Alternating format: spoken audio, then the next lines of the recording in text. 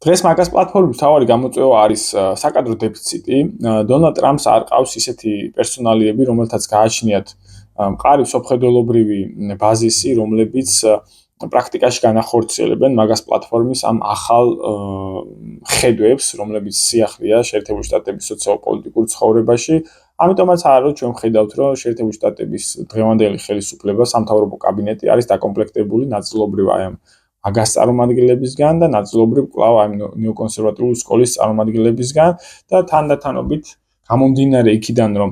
ამ მაგას პლატფორმას, როგორც ვახსენე, არც პერსონალური დასაყრდენები არ აქვს, ესეთი ძლიერი და მრავალი, არც ინსტიტუციური საყრდენები გააჩნია მას თვითონ პოლიტიკური ისტაბლიშმენტი და არც მყარი სტრატეგიები თუ როგორ მოხდეს ტრანზიცია შეერთებული შტატების საგარეო პოლიტიკის ამ ნეოკონსერვატიული საგარეო პოლიტიკიდან მაგას საგარეო პოლიტიკამდე აი ეს ამ მრავალმხრივ ვაკუუმს თანდათანობით ისევ ნეოკონსერვატიული პოლიტიკური სკოლა ავსებს და ჩვენ არ უნდა გამოვრიცხოთ ის რომ მომავალში